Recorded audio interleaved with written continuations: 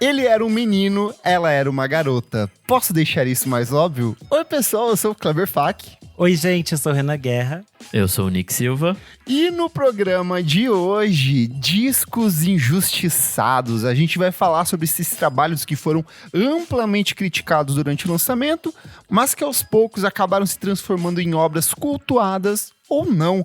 E para participar dessa conversa deliciosa, nós temos a volta dela, a mais tatuada, a mais gostosa de Bauru, Soraya Alves. Seja bem-vinda de volta. É um prazer estar de volta. Olá, pessoas! Quanto tempo eu não falava isso?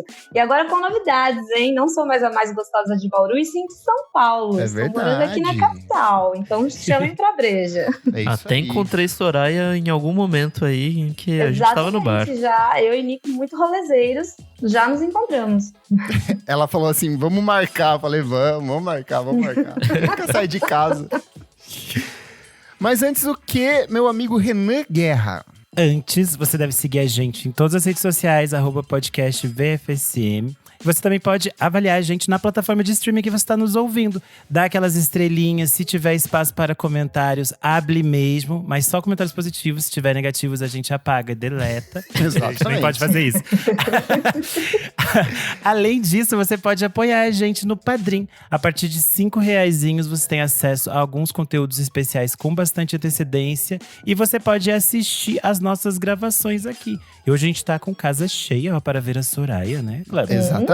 Estão aqui, ó, Lucas Ascensão, Maria Lua, Tuane Malman, Fabrício Neri, Jefferson Kozenieski e Pedro Carvalho. Muito obrigado por apoiar a gente. Tudo. E para apoiar a gente no Padrim é só acessar padrim.com.br/podcastvfsm. Exatamente. E como vocês já sabem, como eu informei na semana passada, a nossa companheira Isadora Almeida, ela está distante do podcast pelas próximas semanas, mas eu menti. Eu falei que ela estava terminando o TCC dela, que é um estudo sobre o filme Eliana e os Golfinhos, mas não é verdade. Nossa amiga Isadora está fazendo um curso de especialização em biscuit. Então você que quer ter no seu kit de potes personalizados com personagens de biscuit, a Isadora está se especializando nisso. Em breve ela vai fazer a lojinha dos biscuits dela.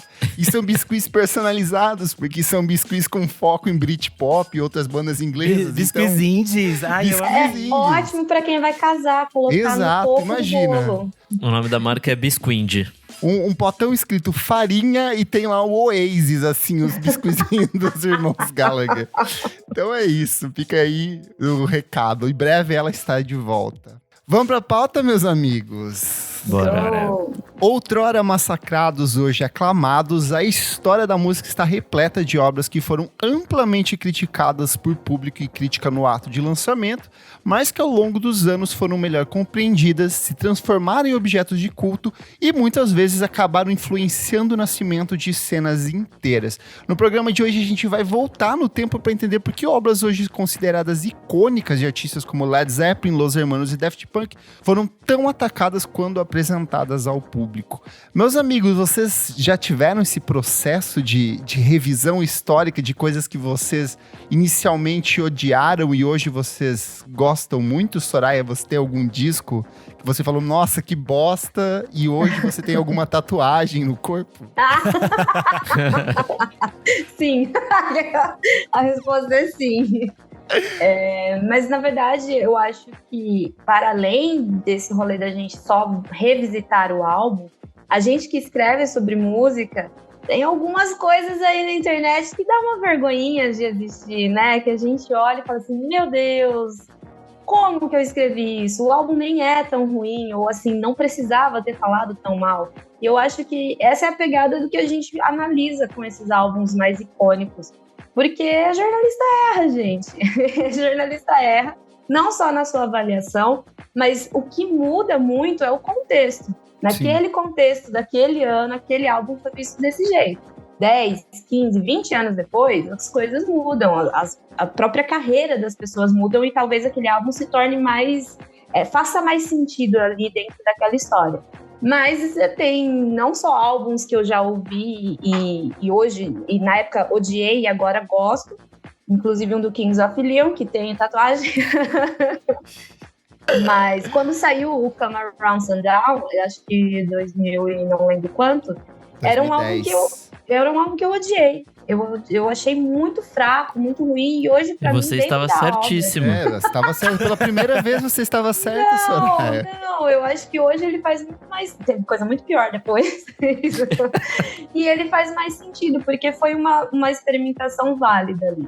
Mas acho que pior do que os álbuns que a gente ouviu e depois, né, falou mal e tal, são as críticas realmente que ficam para sempre. O print é eterno.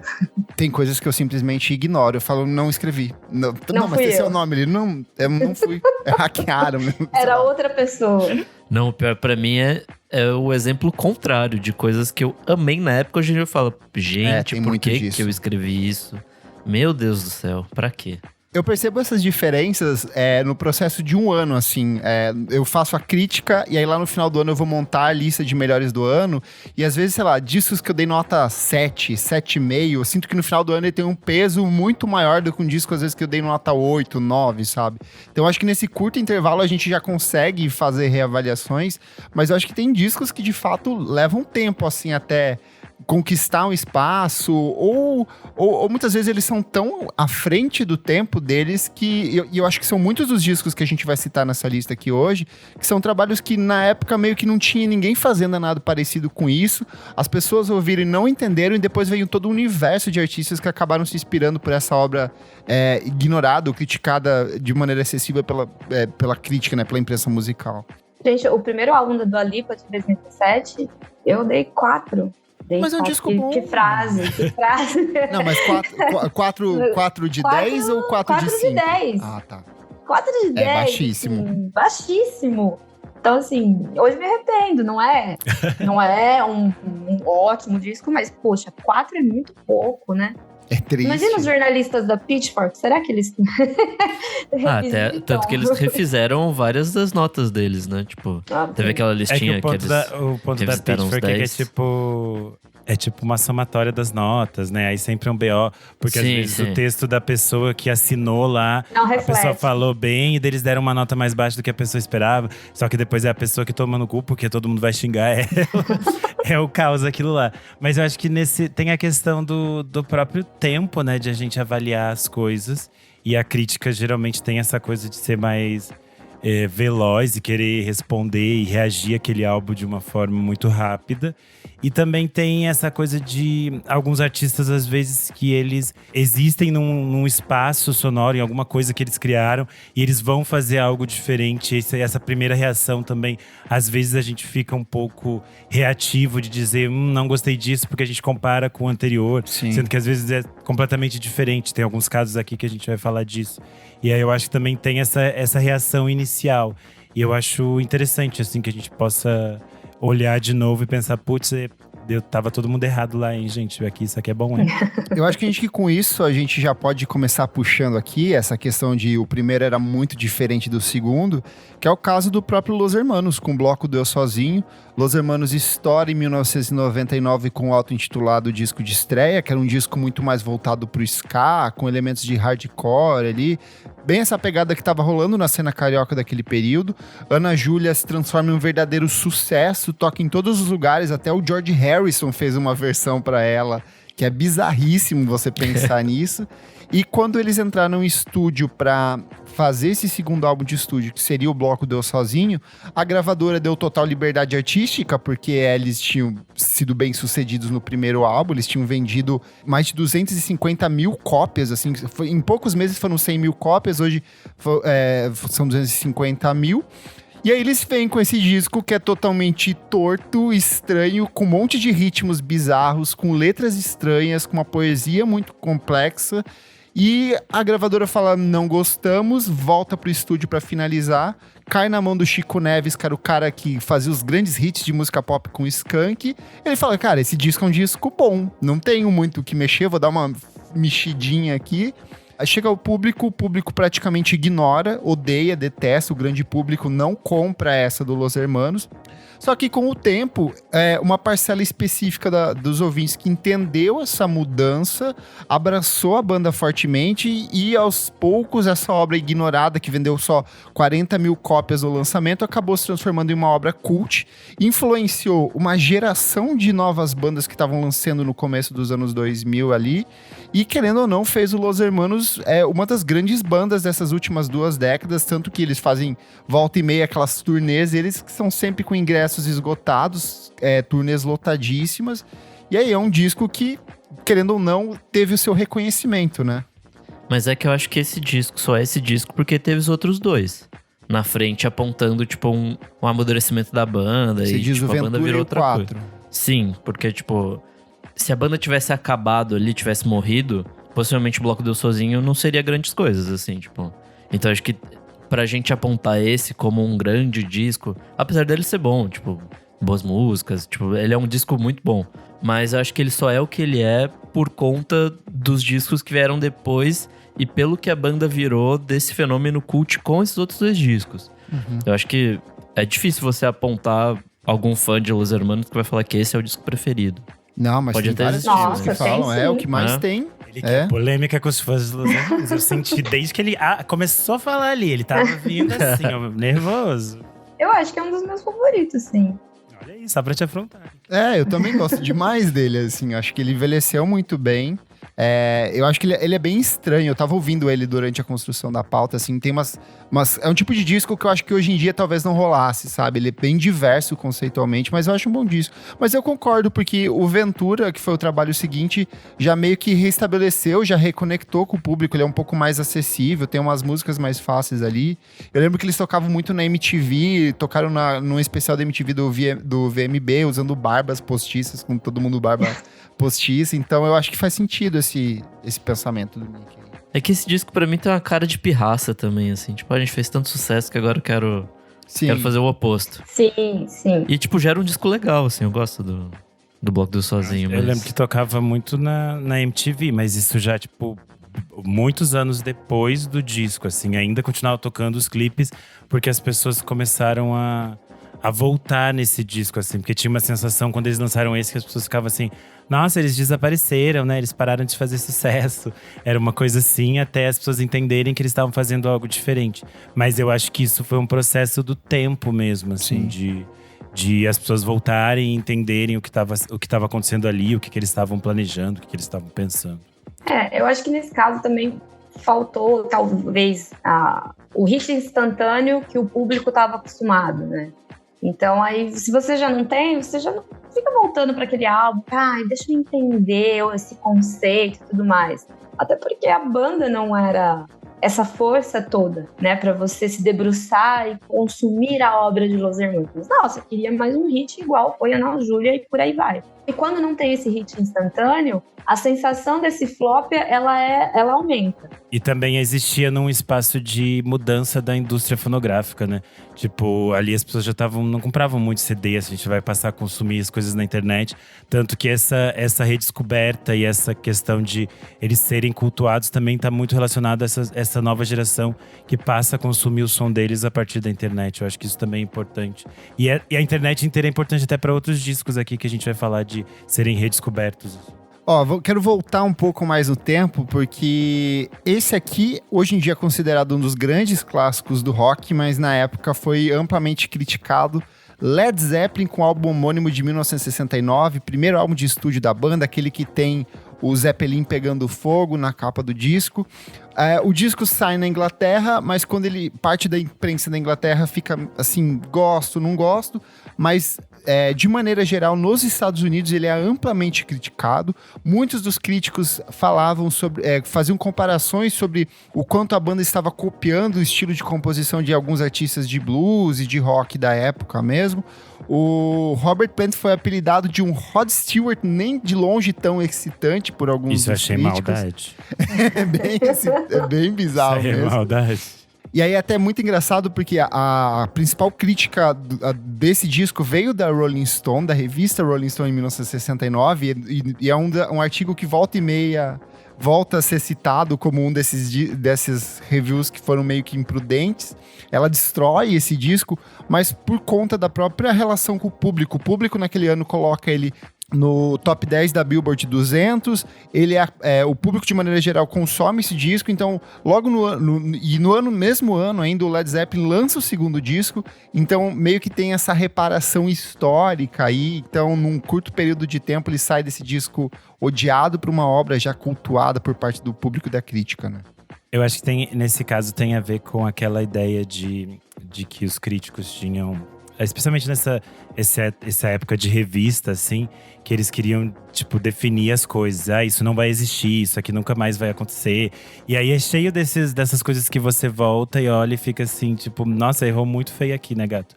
Porque eles tentavam meio que prever essa coisa, daí faz essas comparações. E tinha essa ideia de, às vezes, ser muito sanguinário, muito violento na hora de fazer a crítica. E nesse caso é interessante porque é até um processo meio curto, né, de o disco ser entendido pelo público e depois ele se tornar um clássico e o Led Zeppelin se tornar o que se tornou, né? Eu acho que álbuns de estreia, em geral, são muito complicados. Porque ou a pessoa vai exaltar, talvez de uma forma até exacerbada, por, nossa, é inovador, é isso e aquilo. E lá, no fundo, não vai ser, ou daqui a um tempo não vai se mostrar essa inovação toda. Ou você tende a falar não tão bem, deixar ali meio morno, porque, mas do mesmo, é o caso aí. A gente tem comparações de, isso parece tal coisa, parece outra. Trouxe o que de inovação? Então, o álbum de estreia, ele praticamente tem uma obrigação de ser inovador, o que não vai acontecer, ninguém vai inventar a roda. Então, eu acho complicado, porque eu acho que são os dois casos que mais têm erros nas críticas. O álbum de estreia ou o álbum de bandas já consolidadas, que vai ser aquele álbum que a pessoa resolveu dar uma diferenciada. São os dois casos que a gente vai mais falar e que vai mais ter se a gente for pesquisar, porque é complicado. Olha lá, eu falei mal da Dua Lipa no álbum de estreia. Quinta-feira eu vou no show dela. Mas é engraçado que mesmo quando o disco às vezes é muito transgressor e ele propõe uma coisa muito diferente, às vezes a própria crítica não entende.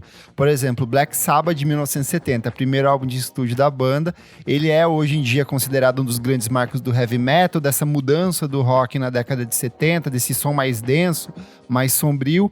E aí tem uma coisa que o Renan falou, dessa postura dos críticos da época de meio que serem mais viscerais, às vezes o crítico ser maior do que a própria obra abordada ali, o que eu acho completamente absurdo, mas é o Lester Bangs, que é um dos grandes nomes da crítica mundial até hoje, um dos nomes mais icônicos da Rolling Stone, e ele simplesmente detestou o disco do Black Sabbath. Ele comparou muito o som do Sabbath ao que vinha sendo produzido pelo Cream, que era a banda do Eric Clapton, e aí tem até um trecho aqui que ele colocou na crítica dele, que é assim: o álbum inteiro é uma porcaria, apesar dos títulos obscuros das músicas e algumas letras fúteis que soam como Vanilla Fudge, prestando homenagem ao Aleister Crowley, o álbum não tem nada a ver com espiritualismo, ocultismo ou qualquer outra coisa, além de recitações rígidas, de clichês do Cream que são como se os músicos os tivessem aprendido em um livro, trabalhando sem parar com persistência obstinada. Então, assim, é uma obra que acabou se transformando em um clássico, mas na época talvez fosse tão diferente de tudo que vinha sendo feito na época que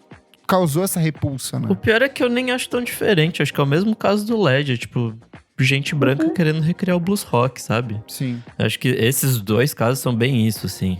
E aí, obviamente, a crítica, principalmente nos Estados Unidos, não foi porque eles estavam copiando negros, mas foi porque eles estavam copiando estadunidenses, fazendo música.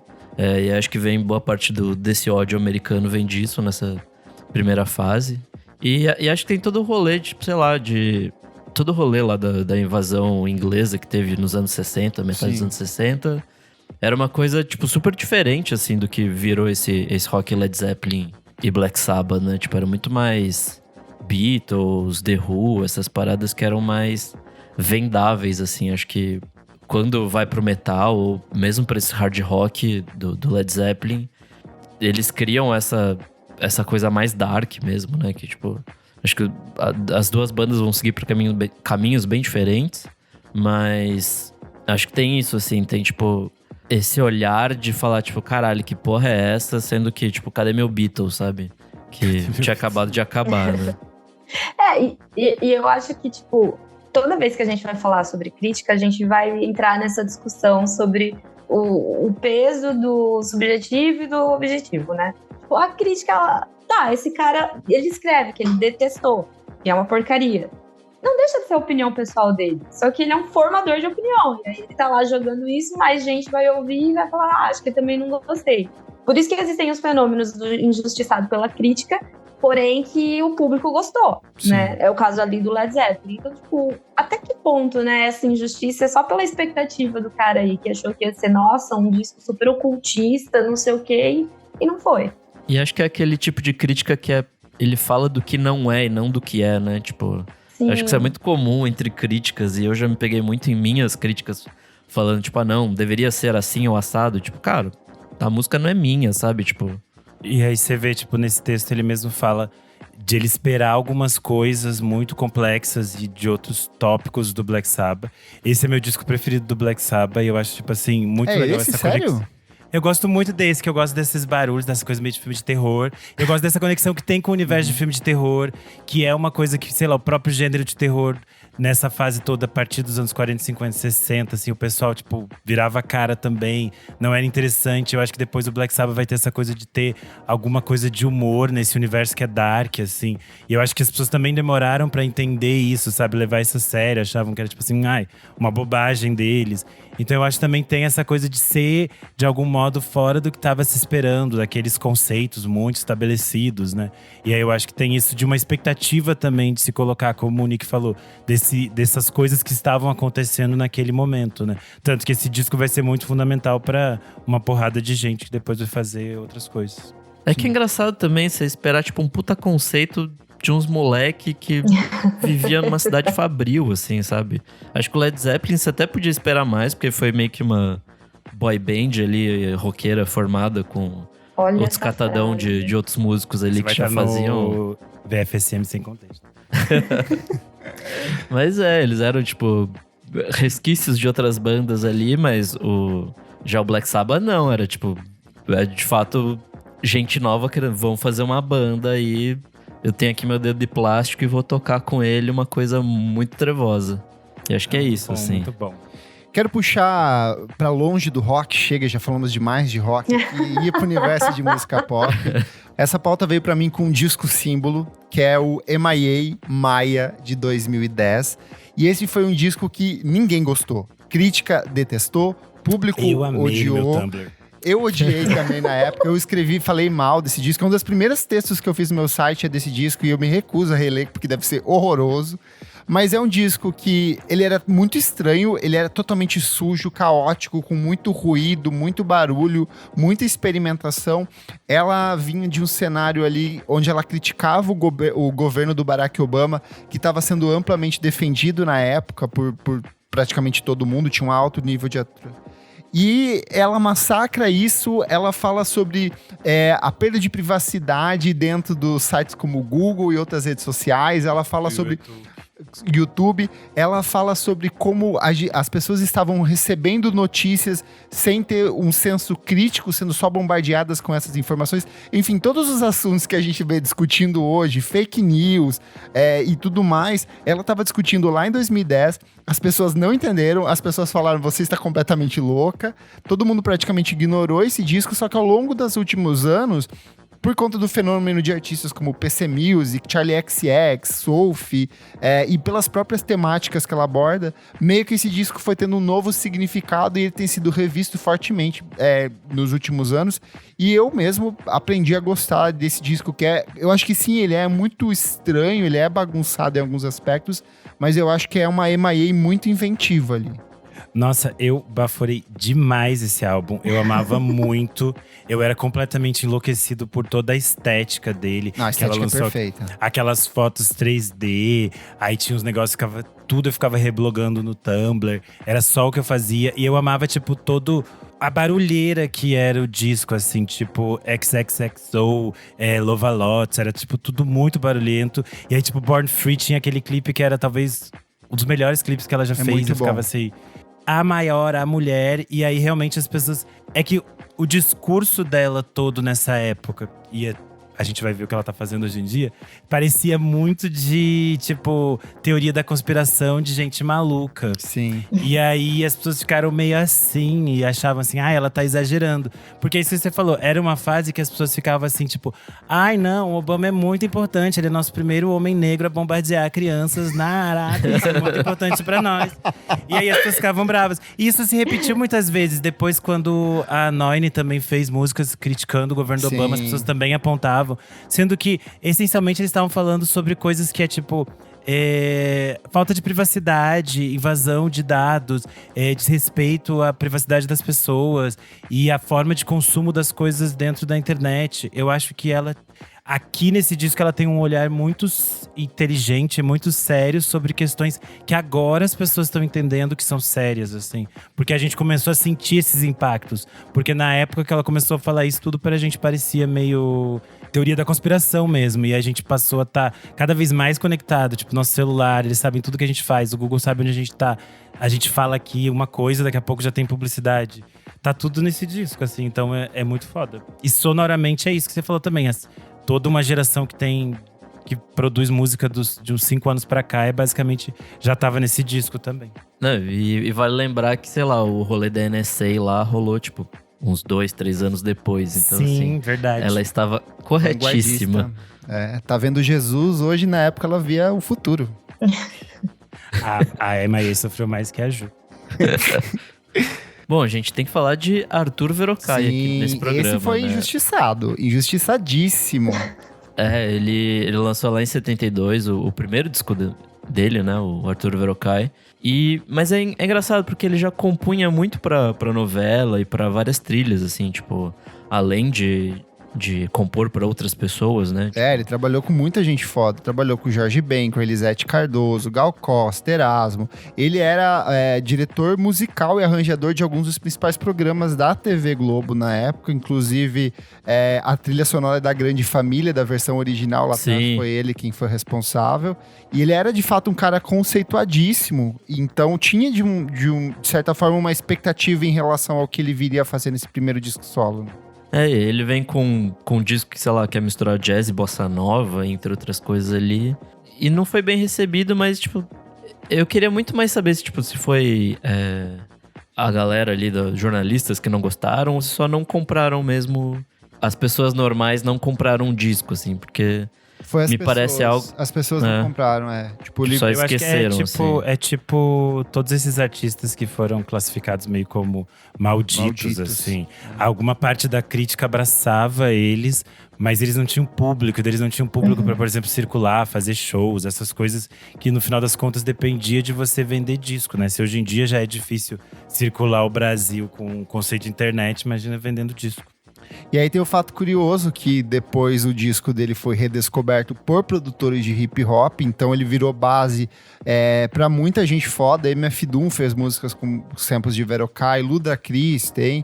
E aí quando ele foi relançado esse disco em CD ali no começo dos anos 2000, ele acabou se transformando em um objeto de culto. O CD passava a ser vendido por mais de R$1.000 em alguns sites de vendas de discos. E ele continuou sendo replicado em outros artistas. Teve muita gente que foi conhecer o som dele por conta desse impacto no hip hop. E hoje o Arthur Verocai é merecidissimamente reconhecido, com trabalhos reconhecidos. Tanto que somente no último ano ele colaborou com Bad Bad Not Good, colaborou com a Yatos Coyote, colaborou com a Xenia França, colaborou com o Glue Trip no disco que o Nick fez a entrevista com os caras. Então é um cara que dessa lista conseguiu um reconhecimento e teve sua justiça no fim das contas, né? Mas é muito merda, né? Tipo, você depender de alguém de fora do Brasil pra reconhecer o trabalho e a partir daí ele poder voltar a ter uma carreira, coisa assim, tipo…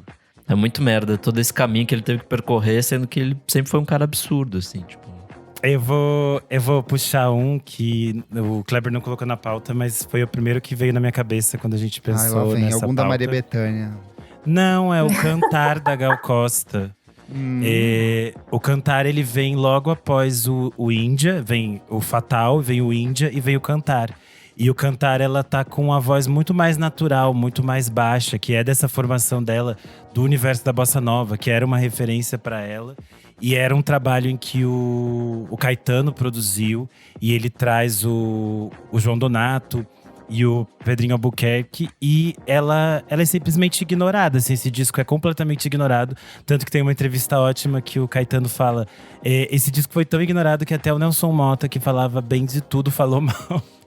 E aí a Gal ficou muito triste, porque era um disco que ela gostava muito, ela achava muito bonito, e ela ficou durante muitos anos meio tipo assim, desanimada, tanto que logo na sequência ela vai pra outros lados, assim. Ela vai fazer o Gal Canta Caymmi, que é um sucesso popular e tudo mais. Depois eles fazem algumas outras coisas, como Doces Bárbaros. Aí quando a gente vai ver, ela volta lá no Caras e Bocas. Ela tá gritando bastante, ela canta muito mais alto do que ela fazia aqui no Cantar. E ela fica durante muitos anos achando que, tipo, cantar não é uma coisa interessante. E é um disco surreal de lindo, assim, porque tem Barato Total, tem A Rã, Canção que Morre no Ar. Lágrimas Negras, que é tipo assim… A interpretação dela é uma das coisas mais lindas nesse disco. E aí ela vai descobrir só nos anos 90, assim, que uma nova geração, essa geração nova de artistas, amava o Cantar. Tipo, o pessoal do Nação Zumbi amava o Cantar. O Domênico, Cassim, todo mundo era tipo assim, o Cantar era tipo assim, um dos discos mais importantes da Gal. E aí ela passou até a trazer de novo essas canções que estavam meio fora do repertório dela para alguns shows. Depois ela regrava o Barato Total com o Nação Zumbi. Então ela volta a considerar esse disco importante. E a partir dos anos 2000 ele passa a ser realmente… para ser parte ali dos principais discos da Gal Costa, né? Pra mim é o meu top 3 dela, é Cantar, Índia e Fatal, assim. Eu acho o que ela faz com a voz, o cuidado que ela tem, surreal, em 3 frentes diferentes, assim. Eu acho que o Cantar é a prova de que a mulher faz o que ela quiser, né? Pensei que o seu favorito era aquele de 2018, que ela canta com a Marília Mendonça, não é esse? Clever! Caga, Nick! Quero voltar aqui pro universo de música pop para falar de um disco que foi abraçado pelo público, vendeu muito, mas sempre foi visto com muito desdém por parte da crítica e até de maneira justificável, até porque Skater Boy foi eleita uma das piores músicas de todos os tempos, mas o fato é que Avril Lavigne Let Go de 2002 acabou se transformando em uma das obras mais influentes dessa cena recente. Então, se você ouve Olivia Rodrigo hoje, se você ouve Soccer Mommy, se você ouve toda essa geração de garotas compositoras, a maioria delas vai falar que esse foi um disco que foi divisor de águas e que influenciou o processo de escrita delas. E aí, meus amigos, como é que é a relação de vocês com Let Go? Soraya, esse você abraçou ou ignorou? Eu abracei porque eu era uma jovem, né? que queria andar de skate, mas nunca conseguiu. Mas eu não sei se eu acho que ele tem uma crítica injustiçada. Talvez, assim, bateram, talvez, um pouco mais do que deveria. Mas não é um… Eu entendo ele virar uma referência depois. Inclusive, estarei no Rock in Rio vendo Avril. Eu estarei vendo ela na quarta-feira. Mas… eu acho que, assim, musicalmente a gente não pode falar que é um disco extremamente importante, que é um absurdo alguém ter falado mal dele. Eu acho que ele vem depois… Eu entendo que existia um olhar enviesado de muitos críticos para as artistas mulheres, porque tem até hoje. Sim. That's a point. Fiona Apple está aí para provar isso. Sim, a própria Fiona… Mas aí você pensa… Se você para pra pensar em todas as cantoras e compositoras mulheres que a gente tinha nos anos 90, e considere-se os críticos que davam atenção devida a essas cantoras compositoras, tipo Fiona Apple, Alanis Morissette, PJ Harvey, todas essas pessoas, eles colocaram o sarrafo lá em cima quando a Avril Lavigne chegou, entendeu? E aí ela tá cantando pra um outro público, que não é o mesmo público que esses cantando críticos pop punk, gente. Assim, você espera, tipo, sei lá, um nível absurdo de sei lá, Blink-182, não é, sabe? Exatamente. Mas é que aí eu achei, tipo, por exemplo, o Blink, ele tinha uma coisa que era mais umas piadocas, uma coisa assim, engraçadão. No caso da Avril Lavigne, tem essa coisa que tem canções muito bonitas, assim, esses momentos que ela faz coisas mais, gente, pelo amor de mais Deus, confessionais. são muito bonitas. Ela tem uma lírica muito bonita. E eu acho que isso foi meio deixado de lado. Porque, sabe, ela tá vestida desse jeito. Ela é muito adolescente. E ela conversou tão bem com esse público, que era o interesse dela, que ela se tornou uma referência fundamental para uma caralhada de gente até hoje. E que agora tentam meio que replicar isso. Mas eu acho muito interessante esses diálogos que agora se criam com essa sonoridade, com essas coisas que ela construiu lá, assim. Porque tem um outro olhar, é novo, é diferente, assim. Mas também não acho que seja um disco perfeito, mas também não acho que era essa coisa que os críticos falavam. E acho que tem essa coisa que a Soraya falou de ser jovem quando você é apresentado a isso. Sei lá, tipo Soccer Mommy, Willow, até Olivia Rodrigo. Acho que eles já foram apresentados muito tempo depois, né? Tipo, Sim. Não sei nem se… Eles eram nascidos possivelmente na época, mas… Eram, tipo, crianças na época, né? Sim. Não, nem isso. A Willow, Acho que não era Olivia Rodrigo nascida. não era nem É. nascida. E aí eu não vejo, assim, é óbvio que a gente tá falando de referência pelo que a obra vira, não uma referência direta, eu acho. Porque, por exemplo, Sim. a Olivia Rodrigo, ela vai se inspirar em Paramore, que aí Paramore se inspirou em Eva, Uhum. beleza? Sim. Mas não que exatamente ela ouvia Eva. Mas eu acho fraco. Eu gosto, mas eu acho fraco. Então eu acho que existir uma crítica mais pesadinha, assim. Mas ok, eu concordo que talvez tenham batido muito mais por todos os outros problemas que foram apontados, realmente. Mas não é grande coisa, né, gente? Falando nesse cenário de artistas femininas e como a crítica era um pouco violenta, né, nessa fase. O Kleber perguntou nas redes sociais para os nossos ouvintes alguns discos. Ouvintes que eles não, consideram- internautas. Os internautas. A voz dos internautas da web. E algumas pessoas citaram o disco das Spice Girls. O Indigno Kid falou aqui. O Spice das Spice Girls foi basicamente massacrado pela crítica na época e hoje em dia é reconhecido como um marco na música pop, divisor de águas dos anos 90. E realmente as Spice Girls, elas eram meio que massacradas por muitas coisas. E algumas coisas têm muito sentido e outras não. Vamos considerar que musicalmente é muito interessante, é muito fresco, é pop, é gostoso. Você volta nos discos, eles continuam. É bem dinâmico, tem uma dinâmica de distribuição das vozes que é muito interessante, que eu acho que os grupos atuais de garotas e garotos não têm essa mesma dinâmica que elas tinham nesse disco. Sim. Tem todo o rolê de personalidade, de cada uma ter a sua. não Mas sei. aí é um Sim, problema. A estética era maravilhosa. Aí é um problema. Porque é um conceito de feminilidade, de feminismo que foi moldado por homens. Cada uma delas eram personagens criadas por… E essa era uma até das críticas da época, assim. Entendi. Tipo, era um E padrão. isso que eu ia dizer. Elas têm uma sonoridade muito boa. Os discos são muito bons. E eles envelheceram muito bem por causa do talento delas enquanto artistas. A questão problemática, e que eu acho que isso embaça essa discussão, a construção delas mercadologicamente é super problemática. Tanto que o personagem que criam pra Mel C é bem problemático. Em vários níveis, então é só procurar algumas coisas, é bem estranho. E tem a própria questão delas se apropriarem desse girl power e delas esvaziarem Sim. toda essa Sim. discussão. As Spice Girls são realmente as responsáveis por essa mercantilização do feminismo no final dos anos 90 e dessa diluição dele em um produto pop. E isso foi super problemático. Tanto que é uma das grandes raivas da Kathleen Hanna, que basicamente elas pegaram o que era um movimento muito importante para elas e transformaram em vender camiseta. Que era o Riot E aí Girl. e daí a gente vai chegar naquelas coisas tipo assim, os repórteres perguntando para elas: Margaret Thatcher tinha girl power? Acho que sim. Não, né, gente? Se liga, toma vergonha na cara, suas putas. E aí eu acho que tem essa dualidade. E aí, esse imagético que elas criaram era cheio de problemáticas da Entendi. indústria. Mas eu acho que musicalmente os discos, a gente volta a ouvir eles agora. Eles seguem muito interessantes e eles são muito marcantes desse espaço-tempo ali da virada do século, porque daí sim surgiu um monte de coisa que era basicamente uma diluição delas, e tem um monte de coisa ruim nesse meio. É que eu ia falar que essa coisa de cada um ter uma personalidade rola até hoje com, sei lá, tipo uns K-pop, tipo uns BTS da vida, que cada um tem tem seu papel, tem sua coisa. Era nisso que eu tava querendo falar, mas eu de fato não tinha pensado em toda Nós essa aqui temos nossas personalidades, cada um foi moldado de um jeito. Eu sou assim, o Henrique do outro, a Soraya tem o jeitinho dela. A indústria seguiu com esse formatinho durante muito tempo, né? O Fifth Harmony até agora era essa mesma coisa. E aí elas continuavam repetindo esses mesmos padrões que também eram problemáticos para as artistas dentro do grupo.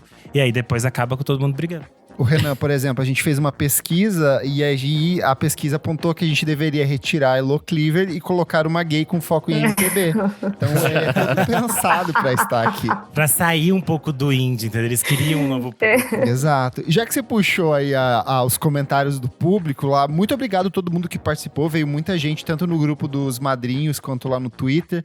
O mais citado, disparado, e eu já aviso aqui que eu discordo, é o Art Pop da Lady Gaga.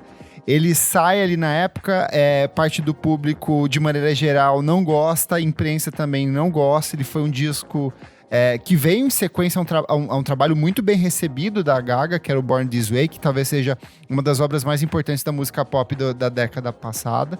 Só que, ao longo dos últimos anos, o art pop tem sido redescoberto. Até recentemente, a Pitchfork fez uma crítica sobre ele, deu nota 7.3. Ele é o queridinho desse novo público. Mas eu acho que tem um exagero ali. Eu acho que é um disco de música pop bom, ok. Mas eu vejo que muitas pessoas colocam ele como um disco, tipo, revolucionário. Eu acho que ele não tem nada de revolucionário.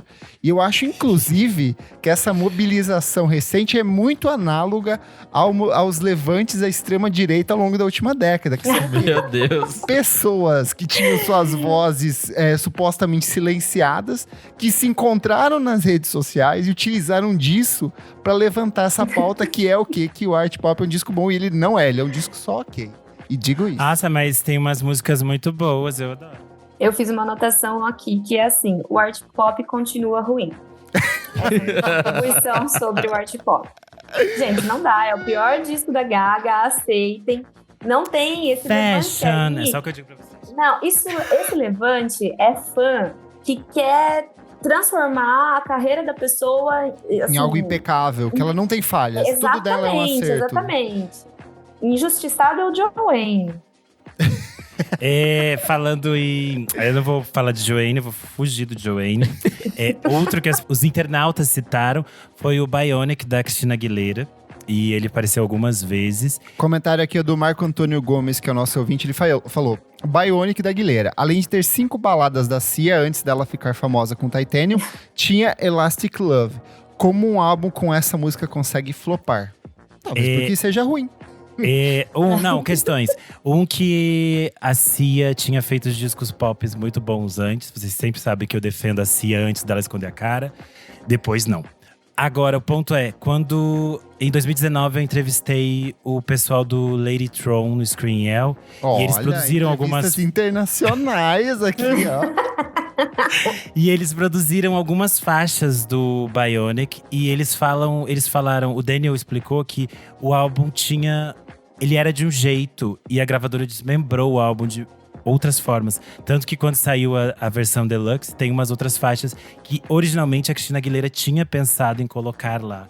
E ela não conseguiu porque a gravadora não deixou. Ele falou assim: esse foi um episódio surreal para nós, mas foi uma experiência positiva. Acho que a Christina merece muito crédito pelo álbum que ela imaginou e seu desejo de trabalhar com seus artistas favoritos, não apenas com produtores que os copiariam. No contexto da música pop mainstream em 2008, quando o álbum começou a ser produzido, a versão original desse disco era monumental. E esse era o problema, era muito arriscado para sua gravadora. Por isso o álbum resultante se tornou algo diferente. Sua visão original havia sido comprometida. Ainda assim, parece que Bionic virou objeto de culto posteriormente, ele falou. Tem que fazer um Aguilera Cut desse disco, então. Então, tem, aí a versão deluxe tem algumas coisas dessas ideias originais dela, só que daí é, tipo, muito longo, muito confuso, aí você se perde. Mas eu acho que ela tinha ali uma vontade, só que dentro da indústria é meio falta. Ai, gente, mas o fato é que o que ela queria não saiu. Então, o que você vai cultuar é a versão errada. Então, não mas não as pessoas gostam das coisinhas que tem lá. Os fãs dela gostam. Quero puxar para gosta de tudo, né? um disco nacional aqui que foi citado. A gente até já comentou sobre ele aqui.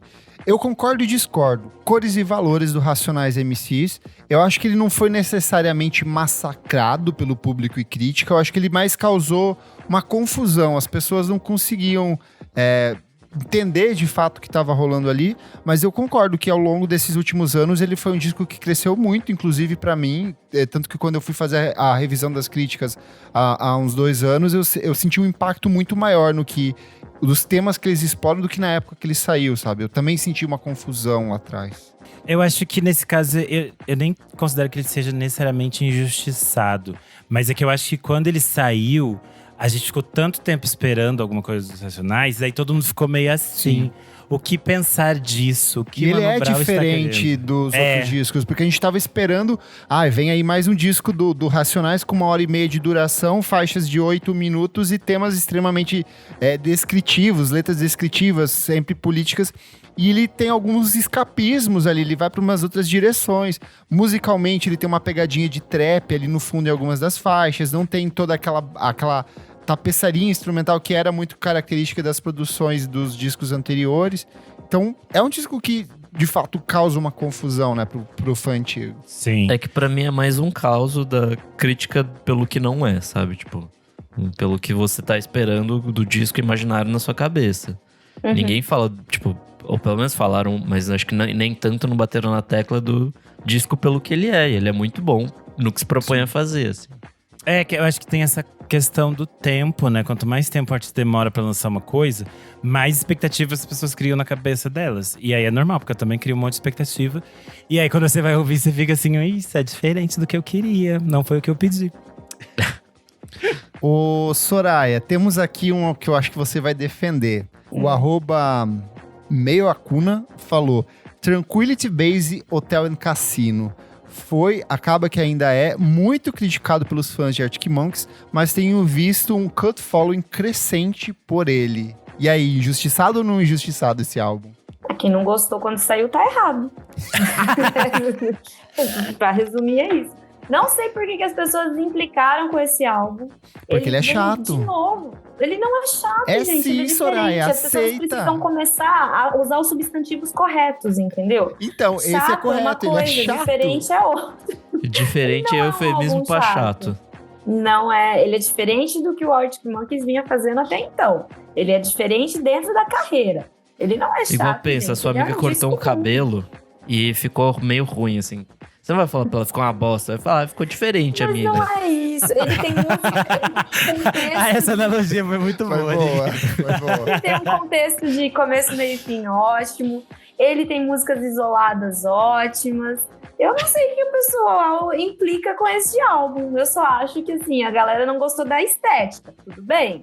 Eu acho que tem um impacto também de ele vir em sequência ao disco mais comercial e mais popular. Mais roqueiro, né, deles. Porque o A.E.M. colocou o Arctic Monkeys num patamar que eles não tinham alcançado antes. Eles viraram bandas de headliner de festival que lota festivais, sabe?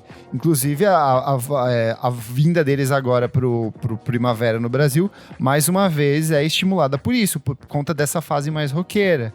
Mas… sei lá, eu acho que ele é um parque de diversões do Alex Turner, sabe? Eu sinto que, até porque ele era pra ser um disco dele em carreira solo, ele decidiu oferecer pra banda, a banda embarcou junto. Eu acho que é um disco que tem momentos interessantes, mas o saldo final, assim, pra mim, eu não consigo sentir apego pelo disco, sabe? Essa que é a questão.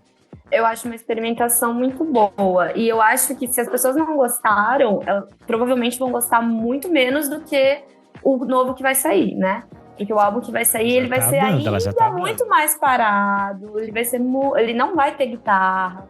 Ele vai ser muito mais. E ela já tá defendendo, ó. Advogadinha aqui, ó. Advogada. Não. Esse… Eu, por exemplo, eu não gostei do primeiro single. Eu achei bem bosta. Então eu estou curiosa pra ver o que vem aí. Mas eu acho que é isso que a gente…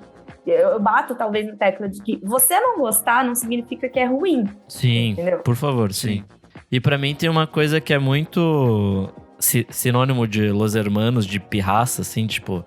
vocês gostaram que eu fiz aqui lá no último disco? Vou fazer totalmente diferente agora, sabe? Tipo, pra mim tem muito isso e me parece ser proposital, assim. Até porque foi esse rolê que o Kleber falou, de ser era um disco solo, né, do Alex Turner, eles fizeram em banda, mas tem muito essa coisa pra mim dele tentar escapar do que ele já tinha feito antes e tentar fazer alguma coisa diferente, mas... Eu acho que além do proposital, assim, do birrinha, que provavelmente rola, assim, eu acho que é aquela questão de cheguei no auge e agora eu posso fazer outras coisas. Agora eu posso experimentar. Deu certo? Vamos comprar minha ideia? Ótimo, não deu? Eu já tenho um público cativo, eu já tenho tanto de dinheiro, eu já tenho turnês fechadas. Esse é o meu momento de explorar. E não quando talvez as coisas ainda não são tão firmes assim. Então eu acho que mas é uma coisa que a gente vê muito comum. As pessoas, as bandas, os artistas, eles experimentam, lançam o seu trabalho mais experimental justamente depois do de maior sucesso, mais popular e mais massivo. Porque eu acho que é muito isso. Tipo assim, agora eu não tenho muito risco a correr, agora eu posso. Se tudo der errado, eu volto pra fórmula que eu sei que dá certo. Um aqui em homenagem à nossa querida amiga Isadora Almeida, Calm Down Machine dos Strokes e Angles dos Strokes. A gente até comentou uma vez que o Angles foi o primeiro trabalho dos Strokes depois de muitos anos, então foi um disco que apresentou os Strokes para uma nova geração de ouvintes. Mas o Calm Down Machine, de fato, eu acho que ele é um disco muito bom, mas que ele foi estranhamente ignorado por público e crítica, ele ficou meio que um disco perdido ali. Eu acho que ele tem músicas muito boas ali no meio, não é tanto aquela reciclagem dos Strokes da fase Dizzy It, Room on Fire, mas é um disco que, de fato, eu tô vendo algumas pessoas se reconectando com ele, ouvindo pela primeira vez, eu tendo um significado novo pra esse disco que foi meio ignorado na época. Pra mim tem essa cara de birra também, porque eles estavam... Era o último disco pra cumprir a cota da RCA, e até que a capa é esse rolê, tipo, essa coisa meio... essas capas de demo antiga da RCA, então eles estão tipo, cara, só vamos lançar isso aqui. E até porque depois eles vão lançar, acho que pelo selo do Julian e tal, tem todo um outro rolê, assim, então tem coisas muito legais ali no meio, mas tem umas coisas que pra mim tem muito cara de não acabado, assim, sabe? Mas é o conceito. Não, pode até ser. Ai, mas era proposital, porque ali a banda tava no conceito de entregar coisas. Não, esse daí eu não vou defender, não. E até porque ele tem cara de continuação do Angles, assim, tipo de... Do que não entrou no Angles. Já não ser a mesma banda dos anos 2000 ali que a gente gostava, sabe? Tipo, a partir do Angles ele já vira outra coisa, aí no Calm Down Machine ele segue nisso, assim, segue sendo essa banda que já não é mais o... do Room on Fire, dos discos primeiros ali. Eu acho que nessa parte que a gente pegou algumas coisas que o público trouxe, a gente falou de alguns discos que não são necessariamente injustiçados. Sim, concordo. Eu acho que eles são alguns discos, tipo, divisivos, assim. Tem gente que deixou de lado esse artista, tem gente que continua amando. E é normal. Por exemplo, aqui, o Indigesto citou o So Sad, So Sexy da Like Lee. Não, esse só é ruim. Então, mas teve muito. Então, mas ele não foi um disco injustiçado, porque teve muita crítica que falou bem. Sim. Teve muita coisa que saiu bem e foi um sucesso de público pra ela. Teve muita gente que embarcou. Eu acho horroroso. Eu fiquei, graças a Deus que ela parou de fazer trap. Eu fiquei assim, por Deus. Ah lá, brancona do trap. Vai, brancona. Porque ela também sentiu. Você acha que a gatinha não sentiu falta de receber um Best New Track da Pitchfork? Sentiu, porque ela sentiu o peso. Eles sentem quando a Pitchfork fala mal. Tanto que voltou a fazer música triste agora, música de corno. Mas ela fazia, tipo, sucesso com a galerinha na era ali saideira do Tumblr. Ela ainda resistiu naquela estética do finalzinho. Será que não tem uma coisa também do tempo suficiente pra gente repensar as coisas? Porque, tipo, cara, ele lançou o quê? Esse disco em 2019, 20? 18. Então, sabe, tipo, será que já deu tempo da gente repensar toda a obra dela fazer ou não sentido ainda hoje? É que eu acho que nesse caso é bem o que o Renan falou. Ele é um disco que não é injustiçado, ele só é divisivo. Tipo, não, mas eu digo, no geral, os exemplos que trouxeram aqui pra gente. Nem tudo é exatamente muito velho, assim. Tipo. Ah, sim. O tempo faz uma diferença. É que a gente tava falando aqui, assim, que os primeiros exemplos que a gente trouxe eram discos, assim, que essencialmente todos nós concordamos que são discos muito bons e muito importantes pra outras coisas que acontecem depois. E aí tem esse sentido de injustiça. E aqui no final a gente chegou em discos que são não necessariamente ruins ou bons, depende do valor que cada um coloca, mas que são discos que foram esses momentos de ponto de curva na carreira de um artista, que alguns fãs abandonam e outros seguem. Normal. E aí a gente tem esses outros discos que são um ponto de curva para os artistas mudarem o seu rumo. Que aí eu acho que a gente pode citar um pra fechar, né, Kleber? Que seria o do Daft Punk. Isso. Você acha? Pode Que eu acho que é um bom exemplo de realmente uma injustiça, entendeu? De falarem, apontarem como se fosse um trabalho ruim quando não é. E um exemplo disso é o Daft Punk com o Discovery de 2001, que é um disco que eles lançam One More Time, que se transforma em um sucesso global, toca em tudo quanto é lugar, toca em Itaipulândia, na praia de Itaipulândia, nos carros de som que passavam lá, tocava na rádio Sinuelo FM, que era a rádio comunitária de Itaipulândia, tocava Daft Punk. A crítica simplesmente renega esse disco, porque o Daft Punk veio de um disco que foi muito bem recebido, que era o Homework de 1997. Só que nesse eles buscam explorar uma sonoridade muito mais pop, muito mais ensolarada e muito mais referencial, evocando coisas produzidas nos anos 70 e 80. E aí, assim, a crítica é muito violenta contra esse disco na época, tanto que o Robert Chris Gatto, que era um dos grandes críticos da época, escreveu o seguinte texto: esses caras são tão franceses que quero alimentá-los à força e cortar seus fígados. Os jovens modernos que fizeram o ajuste Detroit-Berlim podem achar seu sintetizador soou humanístico. Jovens modernos cujas bundas ostentam portas paralelas podem até dançar até cair. Mas a diversão yankee é muito menos espiritual, de modo que Deus abençoe a América. One More Time é apenas uma novidade irritante nos Estados Unidos. E aí o mesmo acontece com o álbum seguinte da banda, que é o Human After All, de 2005.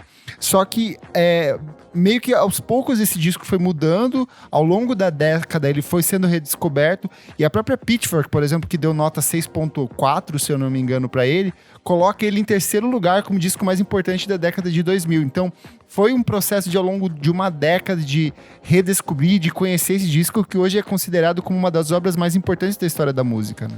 Mas apesar das críticas, vendeu pra caramba, não vendeu? Vendeu, esse né? disco? O público abraçou total esse disco. Então, ele é muito sucesso naquele filme Eden, da Mia Hansen-Løve, que é tipo uma versão ficcional da história da música eletrônica francesa dos anos 90. Sim. Tem essa parte que eles fazem muito sucesso. E aí tem várias dessas outras pessoas que não fizeram tanto sucesso quanto eles.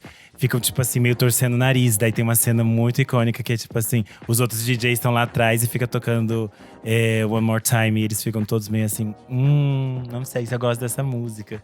E eu acho que também tem essa relação de tipo assim, eles fizeram muito sucesso. E aí às vezes tem essas especialmente uma fase da crítica musical que era assim, isso fez muito sucesso pop, isso não é tão bom. Não é tão interessante. Sim. Também tinha essa reatividade, assim. E aí eu acho que tem essa própria conversa deles com esse universo pop, que também fez essa virada de nariz. Assim. Foi muita expectativa a realidade. Especialmente a crítica que o Kleber leu. É muita expectativa a realidade. A pessoa colocou uma projeção totalmente diferente. E é aquilo que o Nick falou. Não vai vir o álbum que tá na sua cabeça. E eu acho que esse exemplo é interessante pra gente falar nessa questão de um apontamento errôneo logo de cara, porque esse disco é essencial para uma porrada de sonoridades dos anos 2000 que muita gente vai copiar, vai samplear, vai se inspirar. Então, nesse sentido, eu acho que esse é um exemplo muito bom, assim, de um disco que a primeira reação é ser negativa, mas que a gente entende o impacto dele sobre outros artistas e sobre o cenário musical e sobre as coisas que vão ser feitas depois. Né? Perfeito. Fechamos aqui, gente? Só ler os comentários rapidinhos aqui, ó, dos nossos ouvintes durante a gravação. O Pedro Carvalho falou: no rock, uma mulher que eu acho que é extremamente injustiçada é a Laura Jane Grace. Sim, muito boa, maravilhosa. A Tuane Malman falou: art pop, esquecível. O Lucas Ascensão falou: ó, estou dando os nomes das pessoas, briguem com eles e não comigo. O Lucas Ascensão falou: a pior música da carreira da Gaga está nesse álbum, que é o art pop. E o último é o Jefferson Kozeneski, que ele falou: para revolucionário, tá longe. Mais uma vez falando sobre art pop da Gaga. Mas eu gosto do art pop, que ele tensiona as pessoas, ele cria essas reações importantes, eu gosto disso. Bom, e se você também quer tensionar essas relações, vá lá no nosso Instagram, na edição desse programa, e compartilhe ali suas opiniões. Quais são os trabalhos que são injustiçados? Quais são os trabalhos que mereciam maior atenção? Quais são trabalhos que você fala que sim, bem feito, se fudeu mesmo, é ruim mesmo, não merece atenção nenhuma? Tensione as nossas métricas. Tensione os nossos comentários na próxima edição que a gente lê aqui. Vamos pro próximo bloco do programa, Não Paro de Ouvir.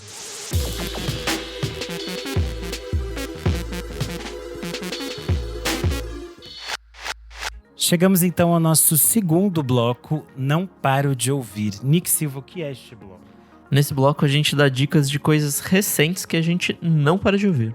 Então vamos começar com a nossa convidada especial, Soraya. O que tô você curioso. não para de ouvir? O Kleber já vai querer atacar a Soraya. Mas infelizmente eu não tô ouvindo muita coisa nova, assim. Eu entrei no álbum da Beyoncé e fiquei pra sempre. Não consigo Justo. mais sair dele. E Então, eu precisa tenho de ouvido- mais? Pois é, eu até ouço assim de sexta-feira, vou lá no listão do Kleber, vejo os lançamentos, ouço. Mas sabe quando nada tem me pegado, nada tem feito eu voltar? Eu só fico voltando pro álbum da Beyoncé mesmo. Sim. Então é só a Beyoncé, para todas. Só a as Beyoncé, dançarinas. para todos. Renascença, Arrasou. o eterno renascimento. O renascimento. Arrasou. Nick Silva, o que você nos traz hoje? Bom, vamos lá. 2 diquinhas. A primeira é um disco requentado da semana passada. Finalmente consegui ouvir a Julia Jacklin com Pre-Pleasure. A maior? Puta que pariu, que disco bom. Meu Deus, gostei muito. A gente já comentou semana passada, então nem vou me dar ao trabalho, mas gostei bastante. Minha segunda Para mulheres ele não se dá o trabalho, né? Vocês viram. Não, minha segunda dica é também uma mulher, que Olha, é a Mia feminista, Folic. o dado do Labela aqui do podcast. Ai, que horror. É a Mia Folic com Bad Thing. Ela voltou com esse musicão. Ai, tudo, muito boa. Cara, ela tá lançando coisas bem legais ultimamente. E que vai culminar no próximo EP dela, que é o 2007, que sai no dia 9 deste mês. Então, Eu amo essa mulher. fim da semana, sexta-feira, já tem coisinha nova dela. Bad Thing é a música nova, que vem acompanhado de um clipe. Muito legal. E é isso. Boa. Kleber, conte-nos o que traz hoje. Vamos lá, começar pelos singles. Kaliushis voltou com No I Lay. Achei uma delicinha de música. Kaliushis em sua melhor forma, só que com um fundinho eletrônico, uma batidinha ali pra você dançar na pista. Será que vem disco novo aí? Espero que sim. Mary Letchmore, que é uma arpista fantástica, que já trabalhou com muita gente foda da cena norte-americana, fez coisas com Juliana Barwick, gravou um disco com o guitarrista do Slowdive. Ela voltou com essa música que é The Last Roses, tem 14 minutos e é a coisa mais linda que eu ouvi nos últimos dias. Começa assim tranquilinha, de repente quando você vê você tá flutuando pelo espaço, assim, de tão fantástica e mágica que é essa composição. Special Interest, que é um grupo que eu já falei várias vezes aqui, que faz um tipo de som eletrônico industrial, bem pesado, mas que está seguindo por um caminho cada vez mais pop. Eles anunciaram um novo álbum de estúdio dele que se chama Endure. Ele está no dia 4 de novembro pela Rogue Trade e eles lançaram essa música inédita que se chama Midnight Legend. Tem participação do Mickey Blanco, um clipão de 6 minutos assim. Eu já tinha recomendado o Herman's House, que foi a música anterior, e agora eles voltaram com essa música que é incrível. E a última dos singles, Dawn Richard, que é uma das minhas cantoras favoritas, Chique. assim, sempre vanguardista, muito chique, com uma estética foda. Ela lançou um disco muito bom ano passado, e agora ela vai lançar mais um álbum em parceria com o Spencer Zen, que eu já recomendei aqui há um tempo atrás, que é um cara que faz um som bem atmosférico, jazzístico. O disco se chama Pigments, ele sai no dia 21 de outubro pela Marge Records, e para preparar o terreno para esse álbum, eles lançaram 4 músicas inéditas. Coral, Sandstone, Indigo e Vental Black. Vale ouvir todas que são muito bonitas. Agora para os discos, a gente tem a volta do Vauruvan, que é um dos projetos paralelos do Caio Lemos, que é o cara do Cataíra, que é o cara do Bri, que eu já falei várias vezes aqui, um grande projeto de black metal brasileiro. Ele lançou esse disco que é o Por Nós a Ventania, que é o segundo álbum do Vauruvan, que é um projeto que ele toca em parceria com o Bruno Augusto Ribeiro, que é o vocalista. Saiu também o EP Ícaros, que é o primeiro álbum da Sara Bonito, da banda Quero Quero Bonito em carreira solo. Ela se apresenta com o título de Cry A Lot e tá bem gostosinho, já havia recomendado algumas das músicas. Mas a coisa mais bonita que eu ouvi nos últimos dias é a Rashika Nayar, que é uma compositora que reside em Nova York. Ela já havia lançado um discão ano passado e ela lançou esse álbum que se chama Heaven Come Crashing. Ela é uma guitarrista, ela brinca com a sobreposição dos arranjos com guitarra, só que nesse disco ela decidiu investir bem mais no uso de sintetizadores e elementos de música eletrônica, só que vai muito pro campo do pós-rock, então eu tenho certeza que o meu amigo Nick Silva vai se amarrar nesse álbum. Tem participação da Maria Bissi, que é outro nome bem interessante da cena experimental norte-americana. E é um trabalho lindo, lindo, lindo. Assim, lembra um pouco das primeiras coisas que o M83 fez no começo dos anos 2000. Interessante. Evoca Mogwai em alguns momentos, mas tem sempre esse fundo meio de ambiente, de música eletrônica. E é um som muito cósmico. Assim, a faixa título é uma das coisas mais bonitas que eu ouvi. Acho que é a melhor composição desse disco e é bem interessante. Então, ouça esse disco, depois vá atrás dos outros trabalhos dela, que é espetacular. O nome é Rashika Nayar. Para lembrar Anotadíssimo. vocês, ficam os links na descrição desse episódio. Exato. O Kleber organiza tudo, então são muitos nomes complexos. E aí vocês podem clicar, deixa tudo ali na mão para vocês. E você, meu amigo Renan Guerra, nosso apresentador desse bloco? Eu não paro de ouvir o disco da Julia Jacqueline e o disco da Maglore, então eles ficam aqui no repeat, então eu não ouvi tantas coisas, mas eu ouvi o episódio que vocês gravaram com o Thiago da Maglore e eu achei Maravilhoso. muito bom que ele fez crescer ainda mais o disco, assim, de algumas faixas que eu já tava com algumas que eu tava apaixonado, e daí ouvindo o episódio, vendo as histórias que o Thiago contou, isso me fez crescer o olho para outras faixas que eu não tinha dado tanta atenção. Então, quem ainda não ouviu, é só voltar um pouco aqui na nossa timeline da sua plataforma de streaming e ouvir o Por Trás do Disco da Maglore. Final de semana eu sempre vejo como você cresce o olho, assim, nas fotos do Stories e tudo mais. Cresce bastante o olho, né? Ai, Kleber, essa vai ser corta, gente. O Kleber não me respeita, eu tô aqui todo sério, elogiando o trabalho dele. Ai. Vamos lá. De single, saiu uma parceria da cantora argentina Silvina Moreno com a mexicana Ximena Sarinanha. Se chama Pedestal. É bem indie Inventando popzinho. esses nomes aí. Você inventou um monte de nome ali na parte que você falou de um nome brasileiro de umas bandas que não existe. Você não vem me atacar as minhas meninas. Aí quem está nesta fase de ouvir coisas latinas, essa é uma faixa bem indie pop, assim, bem gostosinha. Ganhou um clipe bem bonitinho, se chama Pedestal. Além disso, eu acho que eu não cheguei a falar por aqui, mas a Fernanda Porto tinha lançado um disco chamado Contemporânea. E eu até fiz um faixa a faixa com ela lá no Screen NL. E ela lançou um clipe para uma faixa específica que eu achei muito curiosa, que se chama Mãe Sampa. É uma faixa muito, muito bonita. E aí eu não tinha me ligado o nome à pessoa, que a composição era do Paulo Rita Lee, Vieira. Não. O Rita Lee tem outras músicas de São Paulo, mas essa música específica, Mãe Sampa, é do Paulo Vieira. E aí o Paulo Vieira é mesmo, o Paulo Vieira da TV, o humorista. Ah, é? Sim, e é uma música linda, falando sobre a experiência dele de mudar pra São Paulo.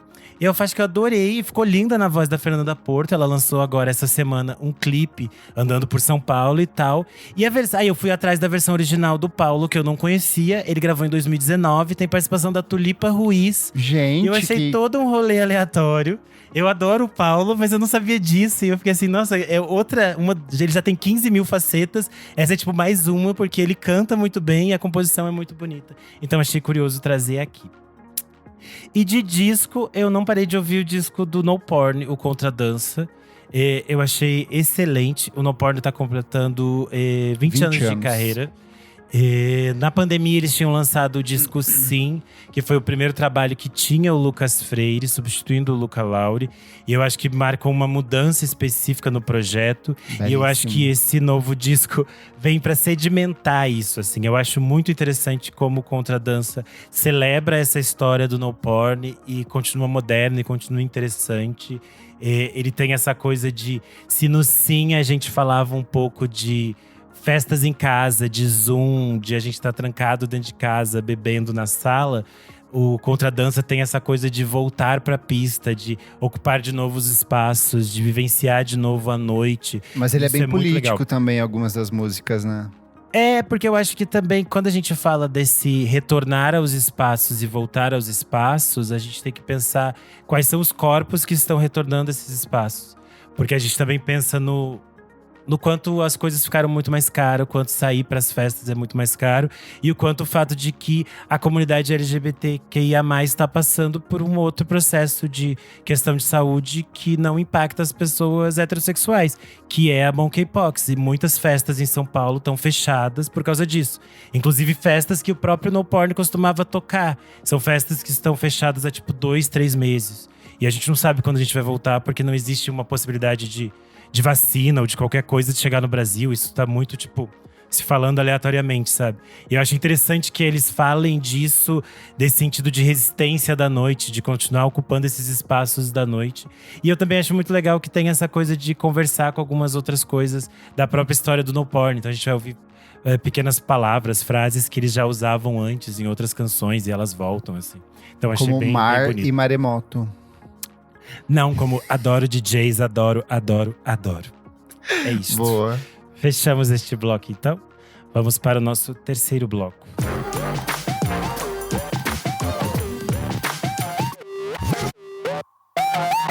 Chegamos ao nosso terceiro e último bloco do programa. Você precisa ouvir isso. O que é esse bloco, Kleber?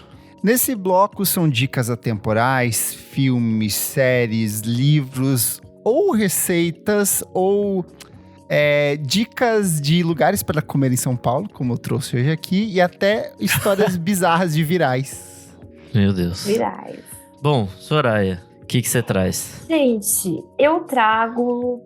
Não sei se você precisa assistir, porque achei muito chato, mas eu sou da opinião que todo mundo tem que falar bem ou mal com propriedade. Então vai lá, assiste e tira suas conclusões. Ainda não está finalizado, mas começou essa semana a nova série de Senhor dos Anéis na Prime Video. Chatíssimo! Os 2 primeiros episódios muito chatos. O pior casting já visto em uma obra de fantasia, pois todos os elfos são feios. O que é... Ah, eu adorei o elfo Matheus Nastergalli. Amei, o pessoal da direita já tava esperando que ela fosse falar outra coisa. E ela veio pra contrariar. Não existem elfos feios na mitologia e todos ali são feios. Uma heroína sem carisma algum, enredo chato, tudo parado. Mas é Senhor dos Anéis de novo, estamos aí assistindo, né? Ah, eu tô tão ansioso de assistir. Tem que assistir e tirar suas conclusões. Assim como Casa do Dragão, dos Dragão tudo, Nossa, que a gente já começou essa é assistindo. outra que não me pega também. Já estamos aí no 3º episódio e a série está entregando tudo, sim. Muito sangue, muita morte chocante, muito treta familiar, tudo aquilo que a gente gosta. Para quem quer assistir algo que também não é leve, mas né, vamos lá. Candy, na Star Plus, é uma série baseada em fatos reais. Tem a Jessica Biel fazendo uma dona de casa que simplesmente surta e mata uma outra dona de casa. É um caso verídico dos Estados Unidos na década de 70. E aí... Nossa, a cara do Renan, isso. E tem a Melanie Linsky, eu vou ter que ver. Pra quem assistiu a primeira temporada de The Sinner e gostou, que inclusive é com a Jessica Biel, É maravilhoso. a série tem uma construção um pouco parecida disso. A gente sabe que o crime aconteceu, mas a gente não sabe a motivação. Então você vai acompanhando ao longo da série e fica naquela expectativa, realmente deixa aflito assim, mas eu quero saber o que aconteceu. Então, Candy na Star Plus. E por fim, mais uma série da Star Plus. Estou consumindo porque meu ano grátis está acabando, então eu estou consumindo tudo lá. Only Murders in the Building. Uma série super fofinha, super gostosa. Acabou de acabar a 2ª temporada, então todos os episódios estão disponíveis. Episódios de 20, 25 minutos. E eu amo Steve Martin. É pra rir gostoso. A temporada termina muito bem. O último episódio tem uma cena icônica. E ficou aberto pra 3ª temporada. Então, que vai ter o Paul Rudd. Que vai ter o Paul Rudd. Então, antes de começar a 3ª temporada, vai lá, assiste tudo, porque aí tem um tempo pra espera. Boa, bom demais. Renan, sua vez. Bom, eu fui semana passada assistir um filme que eu nem sabia que estava em cartaz, porque era um filme que, tipo, todo mundo já tinha visto na locadora. Era um filme que já tinha saído, tava meio que nas premiações do ano passado. Ele tinha chegado na Netflix do exterior lá em março. E ele se chama Boiling Point, que seria basicamente ponto de ebulição, mas em português eles deram o nome O Chefe. Não sei porquê. Ah, eu vi sua crítica. Eu cheguei a escrever sobre ele lá no Screen NL, pra quem quiser saber mais. Mas eu fiquei muito encantado com o filme, porque todo mundo falava assim, ele é um filme muito tenso. E eu pensava assim, gente, é um filme de restaurante. Basicamente, eles estão num restaurante. O que tem de tenso num restaurante? E aí, o filme é todo filmado em plano… É um único plano sequência, gravado dentro de um restaurante de verdade. E a gente acompanha essa noite, que é tipo uma noite próximo do Natal. o restaurante tá com overbooking. E o chefe protagonista, ele tá, tipo, com a vida dele toda cagada. Então, tipo, meio que os problemas da vida deles vai se envolvendo com os problemas do trabalho. E é um ambiente meio problemático. As pessoas não se respeitam muito umas às outras. Basicamente, um ambiente comum de trabalho. Então, é bem interessante. O protagonista é o Stephen Graham, que é aquele de This Is England e de Snatch. Ele tá excelente. E aí… quando eu tava assistindo o filme, eu tinha lido há muito tempo sobre o filme e não lembrava. E eu fiquei na dúvida, eu fiquei assim… Nossa, será que isso é realmente um plano de sequência? Ou é tipo Birdman, que eles… Quando a câmera vira ali no escuro, eles cortam. Eu tava assim, meio em dúvida, porque eu pensava assim… Gente, isso tá muito bom. Tá acontecendo muita coisa, 1000 coisas estão acontecendo. E aí eu fui descobrir que a história ainda é mais maluca do que só um plano de sequência. Eles tinham que gravar… Eles tinham 4 dias de locação desse restaurante lá onde eles iam gravar. E o plano deles era gravar 8 vezes o filme. E depois escolher um dos takes para ser o filme. Meu Deus. Só que eles foram fazer isso em março de 2020. Aí, quando eles terminaram o primeiro dia de gravação, os produtores ligaram e disseram: gente, amanhã o restaurante vai ter que fechar. Então vocês só vão ter o dia de hoje para gravar. Aí eles fizeram mais 2 vezes. Só que o diretor não avisou o elenco, tipo, dizendo: gente… Acabou, amanhã a gente vai ter que ir pra casa. E aí eles fizeram o terceiro take que eles gravaram, é o que a gente vê no filme. Tanto que em algumas entrevistas ele diz que tem algumas coisas atrás que não estão certas, assim, sabe? Mas eu não reparei isso durante o filme, porque a iluminação e o som são muito bons, assim. Parece que você tá realmente dentro do restaurante. E você começa a ficar nervoso com umas coisas, tipo assim… Não acredito que a fulana vai ter que voltar na mesa daquele. Gente, o bife não saiu ainda. A fulana é alérgica. Você vai ficando nervoso com as coisas, assim. Nossa, fiquei bem curioso pra assistir agora. Vendeu bem. Eu achei muito, muito legal. E então, tá em cartaz em alguns cinemas, em alguns horários. E já tem outros lugares, né, pra vocês que quiserem achar. Mas achei muito legal O Chefe, do Philip Barantini. É um filme em inglês. Boa. Boa. Vou antes do Kleber porque minha dica Por quê? também tem a ver com cozinha. Eu também. Cozinho. Eu também tenho. A minha é uma dica de cozinha. Seu cozinho. A minha dica essa semana é uma série chamada The Bear, que também tá no Stars Plus. Vocês estão patrocinados? Eu não ganhei esse patrocínio. Star Plus, se quiser, me mande. Vou ler aqui a sinopse como se fosse a Isa. The Bear acompanha Carmen Berzato, um chefe que herda um restaurante e tenta transformar o lugar em um grande negócio. Enfrenta várias dificuldades, ele encontra ajuda nos diversos funcionários e tenta melhorar e transformar. The Bear é um dos maiores e melhores restaurantes de Chicago. A trama explora como… Nossa, que horrível essa sinopse. Enfim, é um cara que herda… Você é jornalista, você deve ter feito sua própria sinopse. É um cara que herda o restaurante do irmão morto dele, que se suicidou. E aí a treta é ele se reconectar com a cozinha, reconectar com as pessoas que trabalham ali, com a própria vida dele, com a própria família dele, em torno de experiências na cozinha. São 8 episódios, se eu não me engano, e é maravilhoso, assim. Tem essa experiência bem caótica de cozinha. O primeiro episódio é bem isso, assim, de você não saber exatamente o que tá acontecendo, mas aí as coisas vão ganhando seu rumo, ganhando seu tempo ali. É bem legal. E é engraçado que, assim, tipo, a abertura do programa só vai vir, tipo, no 6º episódio, que é quando, de fato, eles entendem que a série começa, assim. Que é, tipo, falando, ó, agora o The Bear ganhou vida e vai ganhar uma abertura. Isso eu achei muito legal. A Molly Ringwald aparece? Eu achei ela aqui, a Molly Ringwald, aquela atriz dos filmes do John Hughes. Garota. Sim, aparece.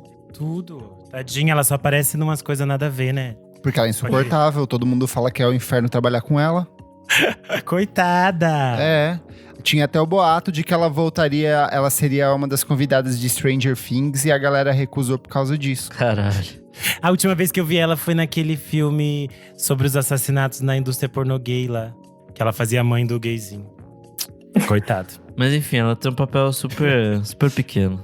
Enfim, minha segunda dica é um canal que chama História Pública. Se você ouviu Clássicos do FSM que eu gravei com a Beatriz Fiorotto sobre o Tommy do The Who, ela fala ali que ela descobriu o Tommy com o Ian, que é esse cara do canal História Pública. E enfim, é legal pra caralho, assim, esquerdismos sendo falados, então assim… Toda semana agora o Nick tá muito politizado, eu tô adorando. Até a eleição vai ser só esquerdagem aqui. E hoje eu tava vendo o vídeo de Por que odiamos a Margaret Thatcher? E é maravilhoso esse vídeo, assim. Isso aí tem que ver, gente. Além das coisas que a gente já sabe por alto, né? Sobre por que a gente tem que odiar ela, a gente descobre mais coisas. Então, vale muito a pena ver esse vídeo. Nossa, os vídeos são bem longos, né, amigo? Sim. É tipo um filmão. Tem um do integralismo e ele fala que o Vinícius de Moraes era integralista. Eu sempre falo, tipo, eu sei dessa informação, mas sempre que eu volto nela, eu falo, tipo, caralho, é verdade, né? Que bosta. É isso aí, tem que integrar mesmo, aqueles que não sabem nada de política. Mas é isso. Minhas dicas foram essas. E Kleber, quais são as suas? Bom, vou deixar a dica culinária pra depois, já que você acabou com o clima. A primeira coisa que eu trago… Café com política, Kleber. Eu amo quando músicas viralizam de jeitos bizarros. Há poucas semanas eu falei do novo álbum do Hudson Mohawk, que é o produtor britânico, que é uma das metades do Tonight, que já trabalhou com a Anony, que já trabalhou com Kanye West. Nesse final de semana, um usuário do Reddit contou uma história de que quando ele começou a se relacionar sexualmente com sua amada, ele usava músicas para dar ritmo, porque ele não sabia exatamente o que fazer. O problema é que a seleção musical desse cara é simplesmente bizarra e inclui uma música que é essa Seabed, que é uma música que o Hudson Mohawk lançou em 2011. E assim, a música, as pessoas leram esse depoimento. Esse depoimento do Reddit foi parar no TikTok com várias pessoas imitando como seria transar ao som dessa música, que é Seabed, que é a música menos erótica possível, uma coisa totalmente não interessante. Eu acho que o Nick tinha que tocar para as pessoas entenderem Toca o que esse trechinho, Nick.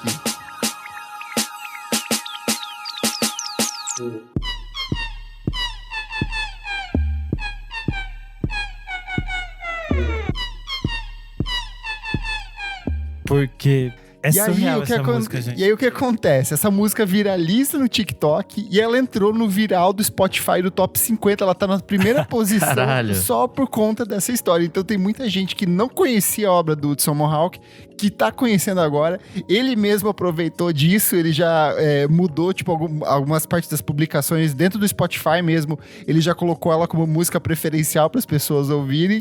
Então, assim, viralizou de um jeito muito curioso. Então, jovens, tomem cuidado com o que vocês ouvem durante o sexo e o que vocês compartilham dessas histórias no Reddit também. O que é chocante pra mim é que foram 2 anos, cara. Como que ela não avisou? Tipo, gente, essa música é horrível. Porque quando eu comecei a ouvir a história, eu pensei assim, ok, deve ser só uma música, tipo… Nada a ver, meio pombo. Às vezes tem uma música ali meio pombo no meio. Você pensa, agora não dá pra pular essa música, depois a gente vê. Só que quando a música começou a tocar, eu fiquei assim, gente, 2 anos. Eu pensei, não tem sentido. Que relação é essa que você não tem abertura ao diálogo de dizer esta música é broxante? Ele se programava pra calcular o ato da penetração ao som dessa música. Então, Meu é Deus. muito bizarro, muito bizarro. Aí os vídeos do TikTok são as pessoas tentando encaixar ali no ritmo, sabe? É bizarro. Meu Deus, é bizarro. E aí a outra dica aqui, eu fui num restaurante muito gostosinho, eu acho que algumas pessoas já conhecem, que se chama A Baianeira. Você encontra ele no Café do MASP, mas eu fui na sede dele, que fica ali na rua Dona Elisa 111, na Barra Funda, aqui no centro de São Paulo. É um restaurante de cozinha popular brasileira, comandado pela chefe Manuele Ferraz. E eu achei uma delícia, assim, comida baiana, comida nordestina de maneira geral. Preços acessíveis, o lugar é super gostosinho. Eles servem café da manhã também, começa a atender bem cedo. Me pareceu ser super gostoso o café. Fui pro almoço e fiquei bem feliz, assim, com as comidinhas de lá. E o que eu quero recomendar, eles têm uma bebida chamada Goró de Manhinha, que é Cara, é uma mistura de cachaça com algumas coisas doces e ervas e tudo mais, assim. E é uma delícia. Eu pedi uma garrafa e fiquei tomando com meu amigo lá enquanto a gente almoçava. Saí completamente bêbada, porque eu falei, é docinho, deve ser tranquilo. E aí eu bebi, tinha um dia inteiro de trabalho ainda pela frente, mas recomendo muito. A Baianeira… Seu chefe que não ouça esse episódio. Meu chefe que não ouça, assim, pelo amor de Deus. Mas olha, foi delicioso. O melhor dia de trabalho que eu tive na vida ali. É isso. Comentários referentes à última edição do programa, as músicas mais sampleadas de todos os tempos, onde nós montamos um top 10 aqui com as músicas mais sampleadas de todos os tempos. Comentário da Raíssa Galvic. que eu imagino que seja Galvão, ela falou: amei, o Kleber citou o Girl Talk no episódio. Também conheci na faculdade, assistindo um documentário de remixes que tem o Gil falando que ninguém cria no vácuo. Hehehehe, transformador. O @Igor Lunei falou: aí, na moral, acho que esse foi o top 3 melhores episódios do podcast até então. Nossa, tudo isso só porque a Isadora não veio. A parte da pesquisa, as informações, a maneira como ele foi editado, colocando a primeira música original, depois as músicas que usaram. Arrasaram. E aí eu até perguntei ali, ó. Agora quero saber quais são os outros 2. Escrevi aí o Igor 8. disse. 8-2. Esse foi o dia que você tinha tomado a bebida, né, amigo? Pior que foi mesmo. Sim, foi na sexta. Ai. Aí o Igor respondeu: pra mim são o 203 de jingles políticos e o 160, que fala da época de Orkut, Emule e baixar discos. Ai, que tudo. O primeiro porque o tema foi interessante demais e o segundo porque eu vivi essa época de catar músicas na internet. Então foi bem nostálgico de ouvir. Tudo. Comentário aqui do DJ Catatal, ele falou: Nick editou esse programa num double deck gradiente com 2 fitas cassete da BASF, gênio. A edição do Nick foi tudo mesmo, ele Tudo. deu o nome. O @Pedro Henrique Coelho falou: sample. Entendi o que era depois do meu pai ficar falando que várias músicas que eu ouvia eram cópias das músicas da época dele. E por último aqui o comentário do Alexis Vaz, ele falou: dica para um futuro programa sobre rap e sample, levem o Francisco Espectro, o cara é foda. Sim, ele é muito bom, eu sigo ele no TikTok, adoro as coisas que aparecem dele lá, muito bom mesmo, recomendo também. Soraya Alves, você que voltou aqui, suas redes sociais, onde as pessoas te encontram, te acompanham, você que agora é uma mulher séria, que escreve sobre assuntos sérios no Twitter. Mulher de negócios. Agora eu sou uma pessoa séria, uma global da Época Negócios, acompanho o trabalho para saber por que o leite tá caro, a cerveja tá cara. Eu quero inside information para investir, hein, Soraya? Exatamente, mas assim, é bom entender a economia, que aí quem sabe a gente faz umas escolhas melhores na hora de votar daqui um pouco, Fez. né? Militou ao vivo aqui, ó. Inspirada no Nick. Mas eu sou @SouAlves em todas as redes sociais, menos no TikTok, pois sou uma senhora que não está no TikTok. Então, Instagram e Twitter, estamos lá, @SouAlves. Eu sou o @KleberFac no Twitter e no Instagram, dicas diárias de música todos os dias pela noite. E você também me acompanha lá no meu site, musicainstantanea.com.br. Eu que fui, olha só, indicada ao prêmio Dinamite de Música Brasileira com o site Música Instantânea. Chique! Eu sou _Renan Guerra no Instagram e no Twitter. Essa semana vai sair no Monkey Buzz a entrevista que eu fiz com o Oliver Sim. Tô super animado, espero que vocês gostem. Eu não sabia dessa! Todos vão saber na sexta-feira. Então, que vocês estão vindo hoje na quinta, amanhã já vai estar lá. Além disso, Pegou? essa semana… Pegou? Eu vou contar todos os detalhes no Twitter na sexta, quando sair a matéria, tá, gente? Além disso, essa semana saiu o episódio que eu gravei com a Laura Lopes sobre o Heavy One on Me da Joana Nilsson. Então é só vocês voltarem ao episódio anterior do nosso Clássicos VFSM. Ou como você fala no programa, Joana Nelson. Da história da VJ que você contou. Ah, da Kika, que depois virou garota do palco do… garota da plateia do Faustão. Eu sou o @Nick_Silva no Twitter, Nick Silva no Instagram. E é isso aí. Não esquece de seguir a gente nas nossas redes sociais, @podcastvfsm em tudo. Avalie a gente na sua plataforma de streaming favorita, compartilhe com seus amigos e, se puder, apoie a gente no padrim.com.br/podcastvfsm. Por apenas 5 míseros reaisinhos por mês, você ajuda o nosso podcast a se manter vivo, sobrevivendo, sem a ajuda de aparelhos. Você embarcou numa velocidade, como se tivesse cronometrado. Muito obrigado pela sua audiência, obrigado, Soraya, pelo seu retorno aqui e até a próxima edição do programa. Obrigada, Tchau, gente. tchau. Até a próxima. Tchau. Tchau.